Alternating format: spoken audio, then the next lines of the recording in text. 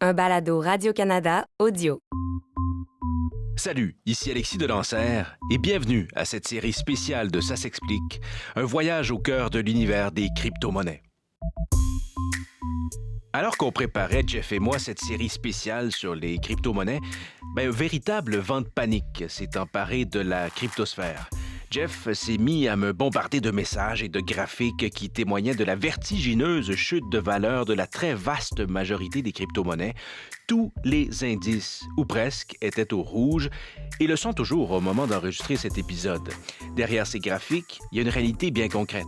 Des milliards et des milliards de dollars envolés, des avoirs volatilisés et de la détresse chez bien des investisseurs. Cette haute volatilité, très caractéristique des crypto-monnaies, est dans ce cas-ci liée à ce qu'on appelle des stablecoins, des jetons indexés. Un autre morceau de l'immense puzzle de la crypto. Heureusement que Jeff est là pour nous aider à y voir plus clair.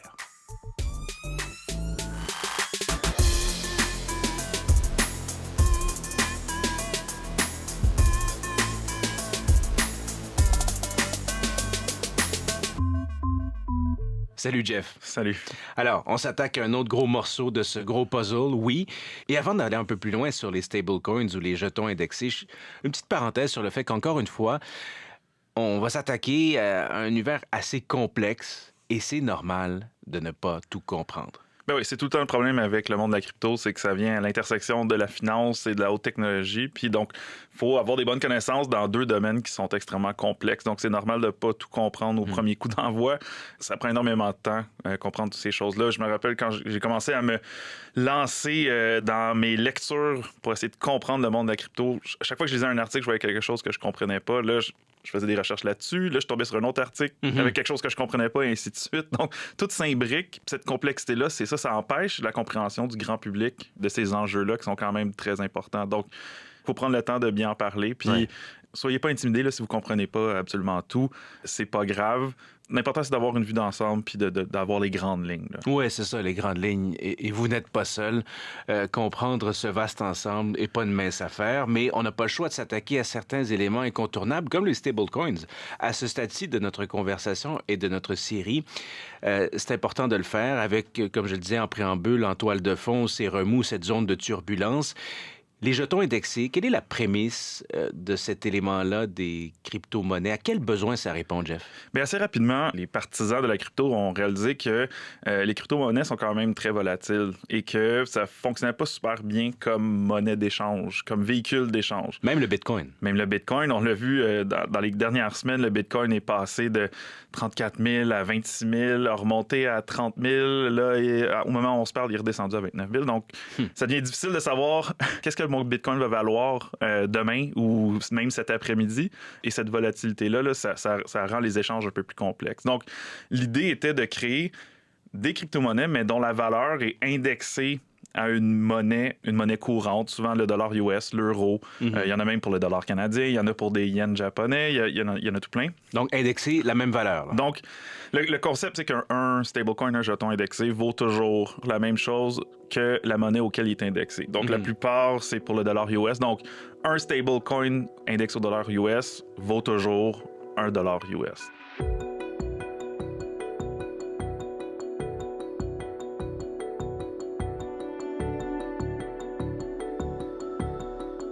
Ça a émergé aussi pour faciliter les échanges. Donc, par exemple, supposons que tu as des bitcoins, tu veux les vendre pour aller acheter un des 20 000 autres jetons en circulation dans le monde de la crypto.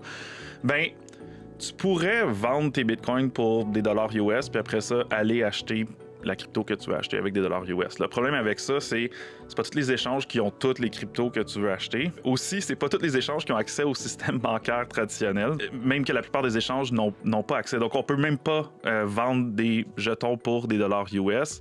Ça peut prendre du temps aussi, vendre. Supposons que tu essaies de vendre des centaines de milliers de dollars en Bitcoin en dollars US. Ben là, il y a certaines restrictions bancaires qui entrent en compte. Il y a toutes sortes de politiques contre le blanchiment d'argent qui entrent en compte. Ça peut prendre du temps de faire clair gérer les paiements. Donc, dans un monde très volatile comme la crypto, où tu veux acheter le jeton maintenant, à la seconde près, parce qu'il est peut-être en train de monter ou en train de baisser, ou peu importe, c'est de la spéculation, tu veux avoir accès à ton argent instantanément. Donc, les stablecoins permettent d'avoir accès à quelque chose qui a une valeur identique au dollar US ou à d'autres monnaies courantes sans avoir à passer par le système bancaire. Donc, c'est ça. Donc tu vends tes bitcoins pour un des stablecoins qui existent et après ça, tu achètes ton autre crypto avec ça. Tous les avantages finalement de la crypto-monnaie avec une certaine garantie de stabilité. Hein, c'est un peu ça? C'est controversé. Oui. D'ailleurs, la secrétaire au Trésor américain, Janet Yellen, disait au début du mois de mai que les stablecoins posaient un danger potentiel pour le système financier traditionnel américain parce qu'il y a tellement de valeur dans ces jetons-là. Je pense que conceptuellement, il faut penser aux stablecoins comme des jetons de casino. Quand on va au casino, on arrive avec nos dollars canadiens, on achète des jetons qui ont la même valeur que l'argent qu'on a déposé. On va au casino, on joue, on perd ou on gagne. Et après ça, quand on a fini notre soirée, on redonne nos jetons et on nous redonne de l'argent. C'est un peu le même concept, les stablecoins. Donc, c'est des jetons pour aller jouer au casino en crypto, en fait. Donc, on donne notre argent pour acheter des stablecoins. On va miser sur des crypto-monnaies. On gagne ou on perd. Et ensuite, on peut échanger ces stablecoins-là pour de l'argent. Donc, c'est un peu le même concept. Autre analogie, c'est un peu, Jeff, si je comprends bien, comme une monnaie de réserve. Oui, c'est ça. C'est que, ironiquement, quand on comprend l'idée derrière de la crypto-monnaie qui essayait de se débarrasser des institutions financières ou des banques centrales, surtout, les stablecoins sont en quelque sorte devenus la monnaie de réserve du monde de la crypto. Donc, ce sont des entreprises centralisées qui émettent ces stablecoins-là et la raison pour laquelle ils valent $1, il faut se fier à ces entreprises-là et leur faire confiance. Étant donné le volume de stablecoins en circulation, c'est devenu un incontournable. En avril 2022, donc juste avant le crash de début du mois de mai, 182 milliards de stablecoins en circulation. On parle de sommes d'argent absolument énormes. En septembre 2021, la Banque centrale européenne estimait que 75% de toutes les transactions en crypto étaient avec un stablecoin. Donc, c'est 3/4, là, carrément, des transactions qui ont lieu avec ces stablecoins-là. D'où l'importance d'en parler, de bien comprendre cet élément-là. Et puis, un autre élément incontournable dans l'univers des stablecoins, des jetons indexés, c'est le cas de Tether. Il faut absolument qu'on en parle. Ça, c'est le plus gros des stablecoins, des jetons indexés. Il est au sommet de cette pyramide. Dis-nous pourquoi c'est si important de comprendre la petite histoire derrière Tether. Premièrement, parce que c'est une histoire rocambolesque qui est vraiment intéressante, même pas au point de vue de la crypto, juste au point de vue humain, c'est quand même rocambolesque. mais Tether, comme tu l'as dit, c'est le plus gros de loin. Donc, on parle juste avant de la plongée des marchés de la crypto-monnaie en début mai. 83 milliards de Tether étaient en circulation. C'est de loin le plus gros. Et c'est un des plus controversés, ironiquement. c'est incontournable de parler des stablecoins. Il faut parler de Tether.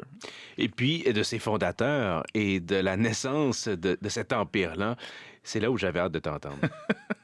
Donc, Tether a été créé en 2014 par Brock Pierce, un ancien acteur. Il a incarné Gordon Bombay dans le film Les Mighty Ducks. Donc, il jouait Gordon Bombay quand il était jeune.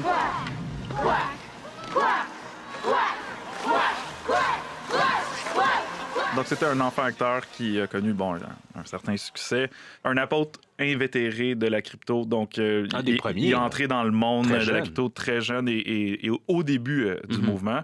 En 2014, Brock Pierce a l'idée de créer justement un stablecoin. C'est pas le premier à avoir eu cette idée-là, mais il a commencé à mettre sur pied ce qu'il appelait à l'époque Realcoin, ce qui est devenu Tether. Tether commence ses opérations officiellement en 2015. Quelque part là-dedans, c'est pas clair exactement la date exacte, mais un échange de crypto-monnaie qui s'appelle Bitfinex a acheté Tether en cours de route. C'est intéressant ça parce qu'on ne le savait pas jusqu'en 2017. Donc, Bitfinex disait n'avoir aucun lien avec Tether, mais dans les fameux Paradise Papers, la communauté crypto a appris que Bitfinex et Tether, c'était la même compagnie mère qui était propriétaire des deux. Donc, ces deux entreprises-là sont indistinguables, tant au plan de la direction, mais aussi des finances. Et ça cause problème que ces deux entreprises-là soient interreliées parce que Bitfinex, là, il y a eu énormément de controverses avec cette compagnie-là. Puis en parlant de controverse, Jeff, l'élément central en ce qui concerne Tether est bien des jetons indexés. Ce sont les réserves. Personne ne sait ce qu'elles contiennent. C'est très opaque, zéro transparence ou presque. Tether affirme avoir du moins l'équivalent $1 US pour chacun des Tether US en circulation. On ne sait pas qu'est-ce qu'il y a dans les réserves. Au début, là, sur leur site web, ça disait Tether est toujours garanti un ratio de 1 pour 1 avec $1 américain. Mais ça a changé. Mais là, ça a changé en cours de route. Maintenant, le site web dit plutôt que les Tether sont garantis par nos réserves qui peuvent comprendre de l'argent comptant et aussi toutes sortes d'instruments financiers comme du papier commercial, qui est une forme de dette corporative. À court terme. On ne sait pas qu'est-ce qu'il y a là-dedans. Et ça cause quand même beaucoup de consternation. D'ailleurs, Bloomberg avait sorti un article l'année dernière. Le journaliste Zeke Fox était parti à la recherche. À l'époque, il y avait 69 milliards de Tether en circulation et l'article s'appelait « Où sont les 69 milliards de Tether? » Après une longue enquête, on ne sait pas plus. Donc, ça cause quand même problème parce que c'est la seule chose qui maintient la valeur. Là. Il n'est pas supposé avoir de spéculation sur la valeur d'un Tether. C'est supposé toujours valoir $1. Et la chose qui garde la confiance dans le marché, c'est que tu es toujours supposé être capable d'échanger un Tether pour $1 US en tout temps. Et c'est de là que ça vient, la valeur d'un Tether. Donc, si les réserves ne sont pas là, ben ça pose clairement problème. Oui, puis ça marche dans la mesure où les gens pensent qu'il y a une équivalence et que les réserves sont bien dotées, mais il y a des indices qui tendent à indiquer le contraire, là. Oui, bien, c'est une chose qui est intéressante dans le reportage de Zeke Fox, c'est qu'il parle à des gens dans l'industrie de la crypto qui disent, ben, je pense que Tether sont pas super légitimes, puis je pense qu'ils ont peut-être pas les réserves, mais je m'en fous. C'est trop utile comme jeton, donc je vais continuer à l'utiliser. C'est quand même assez étrange comme posture. Ben, on sait qu'à certains moments, les réserves de Tether n'étaient pas là. Ça, c'est prouvé, ça. Oui, c'est la procureure générale de l'État de New York, Letitia James. En 2019, ils ont poursuivi Tether, entre autres pour avoir menti sur ses réserves. Ils ont trouvé toutes sortes de choses intéressantes. Une citation directe de Letitia James. Depuis la mi-2017, Tether n'avait pas accès au système bancaire nulle part au monde. Et donc, pour certaines périodes de temps, Tether n'avait pas assez de réserves pour garantir les Tether en circulation. Voilà. Donc, carrément, là, c'est selon une enquête de la procureure générale de l'État de New York. En 2021, l'État de New York flanque une amende de 41 millions de dollars à Tether pour avoir menti sur ses réserves.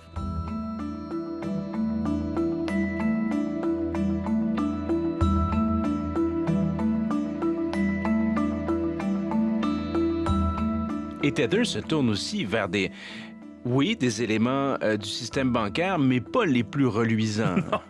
Non, c'est ça. C'est que Tether et Bitfinex, donc les deux entreprises qui appartiennent à la même entreprise au final, avaient de la misère à avoir accès au système bancaire parce que, les compagnies de crypto, les banques n'aiment pas trop ça, surtout des échanges comme Bitfinex qui ne sont pas réglementés.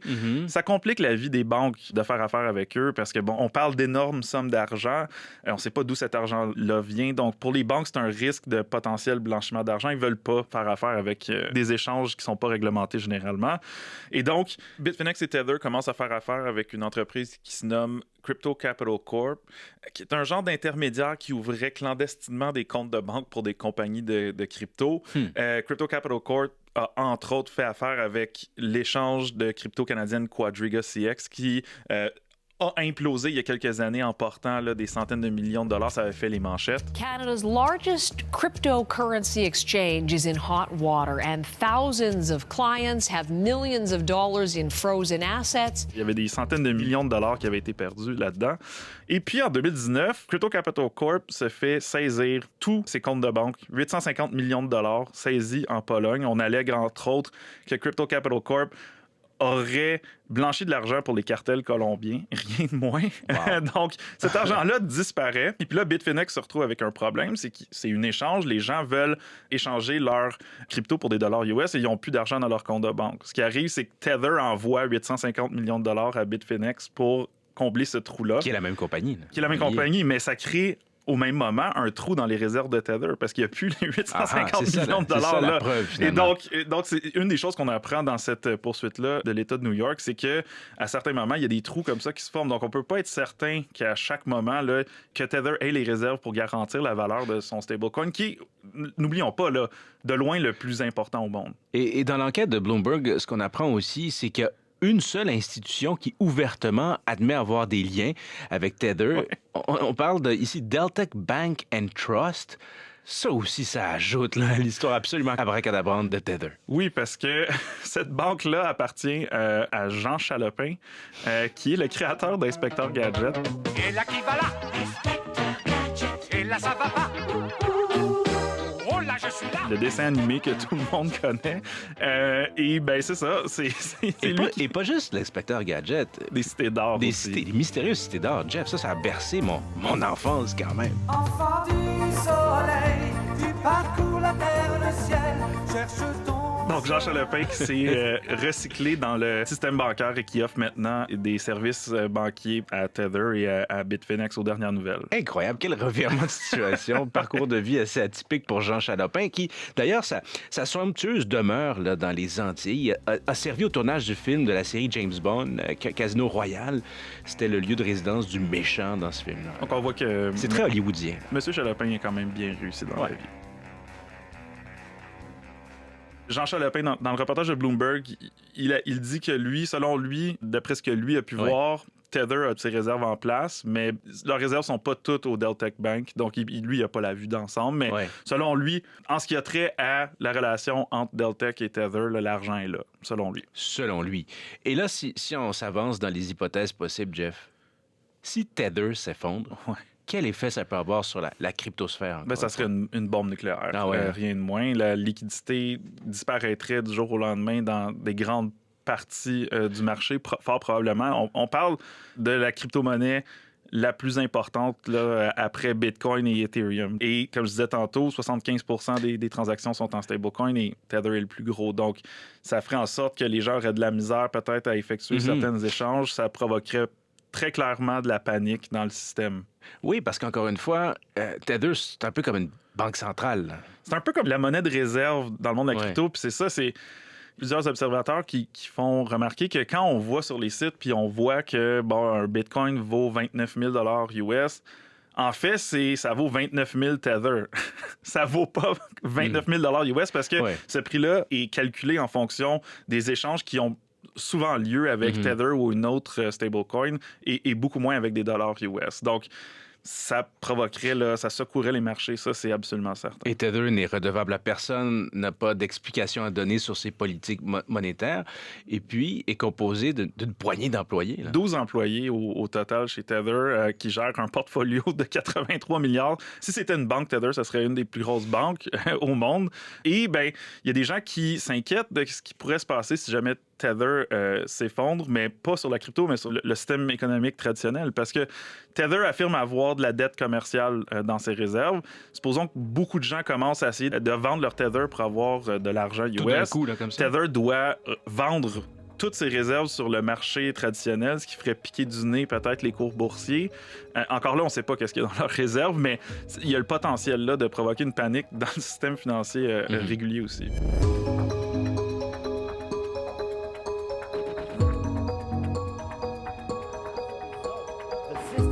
Token Luna has had an absolutely massive crash. It's basically worth zero now. Look at that. That is extraordinary. It's gone from about 86... Et là, Jeff, on va progressivement boucler la boucle sur ce vent de panique, duquel, d'ailleurs, on n'est toujours pas sorti. On va revenir sur ces fluctuations assez incroyables, cette volatilité qui parfois donne le vertige, mais qui surtout a fait perdre des sommes colossale à une quantité assez substantielle de personnes. On va décortiquer tout ça ensemble. Dis-nous, qu'est-ce qui s'est passé au juste? Dans la première semaine du mois de mai, le troisième plus gros stablecoin en termes de circulation, Lequel? le Terra USD, s'est effondré subitement, donc a perdu presque toute sa valeur en l'espace de 72 heures. Donc, cette crypto-monnaie-là, qui était toujours supposée valoir $1 US, s'est retrouvée à valoir 70, ensuite 30. Au moment où on se parle, ça vaut 10 cents. Et ben, cet effondrement-là, bien sûr, parce que ces monnaies-là sont supposées être stables. Quand les gens réalisent qu'il y a de l'instabilité dans le marché des stablecoins, ben, ça a fait planter le reste du système. On a rapidement vu toutes les autres crypto-monnaies piquer du nez. En tout, là, dans la semaine du 8 mai, là, le fameux mercredi noir, le 11 mai, 200 milliards de dollars ont été évaporés du marché de la crypto là, en une journée après l'effondrement de ce stablecoin-là, le Terra. Et le Terra, là, c'est une chaîne de blocs, c'est ça qui a été créé il y a un certain nombre d'années? Les créateurs appellent ça un écosystème. Okay. Donc, le créateur de Terra, c'est un certain dénommé Do Kwon, un Sud-Coréen qui a étudié à l'université Stanford, un personnage quand même coloré, je dirais. Arrogant un peu, hein? Arrogant sur les réseaux sociaux. Qui insulte les critiques de son projet. Il y a un tweet qui s'est remis à circuler pendant l'effondrement de l'écosystème Terra où il y avait une économiste qui disait ton stablecoin, il y a un problème. Puis Do Kwon répondait j'ai pas le temps de débattre avec des pauvres. Il disait j'ai pas le temps à lui donner, j'ai pas de change à lui donner non plus. Okay. Donc, en gros, comment c'était supposé fonctionner, c'est que oui, c'est une chaîne de blocs à part entière, Terra. La monnaie sur cette chaîne de blocs-là, un peu comme le Ether est la monnaie sur la chaîne de blocs Ethereum, celui-là, c'est le Luna qui est la monnaie sur cette chaîne de blocs-là.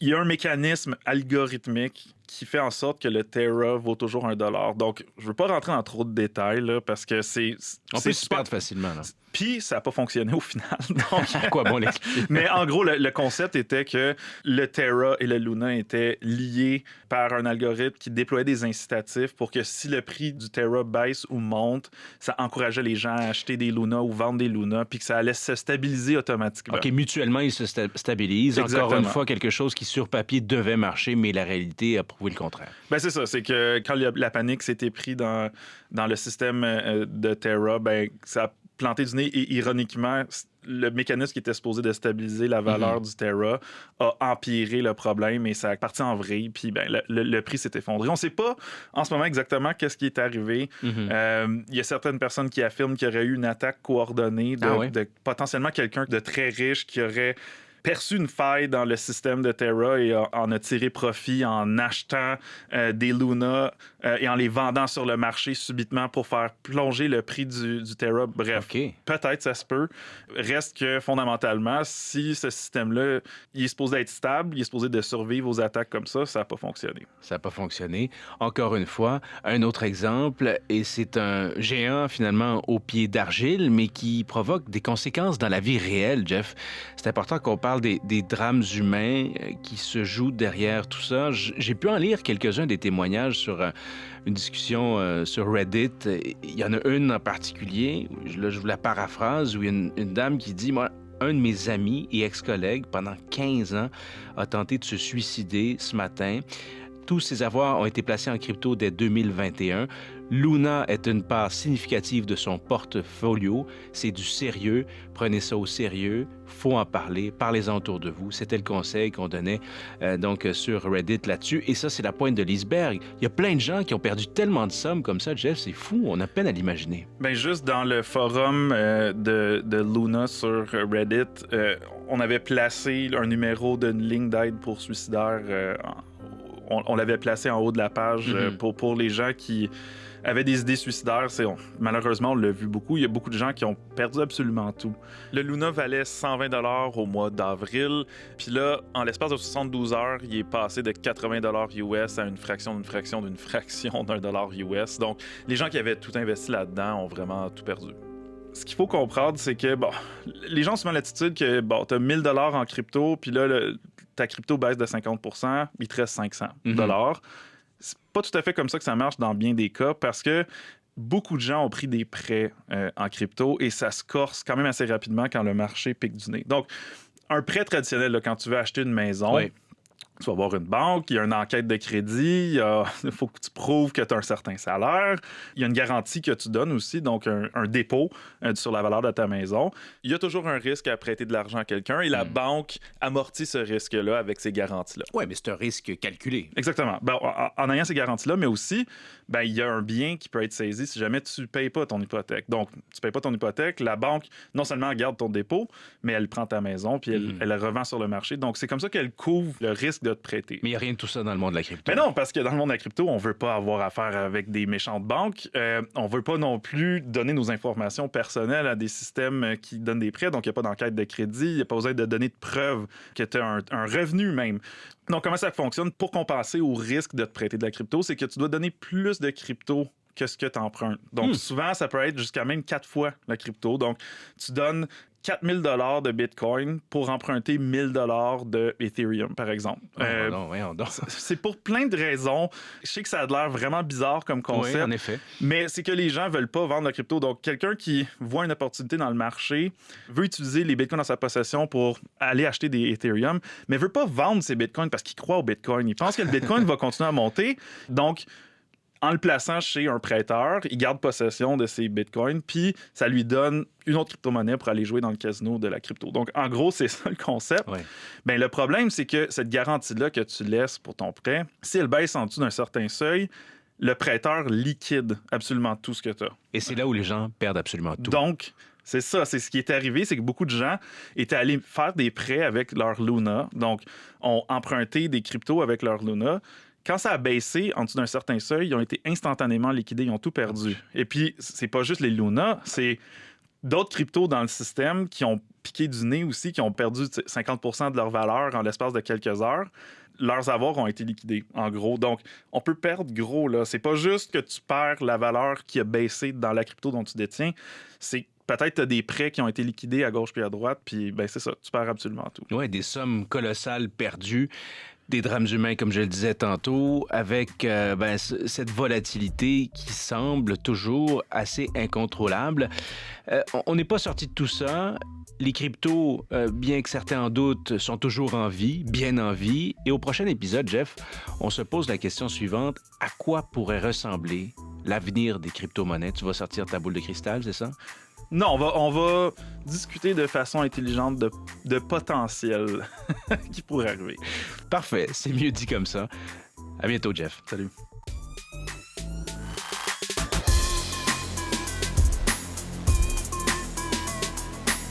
Mission accomplie pour ce 5e et avant-dernier épisode de la série Ça s'explique consacrée aux crypto-monnaies. Ça va se poursuivre avec l'apothéose. Non, mais sans farce, l'essentiel se trouve aussi dans cette conclusion pour bien comprendre vers où on se dirige dans cet univers qui est dans une large mesure encore assez imprévisible. Cet épisode a été réalisé par Guillaume Côté-Légaré. À la technique, c'était Marielle Montminy. Quant à moi, je m'appelle Alexis Delancer. Merci d'avoir été là et restez là pour le 6e épisode. Écoutez les meilleurs balados sur l'application Radio-Canada Audio.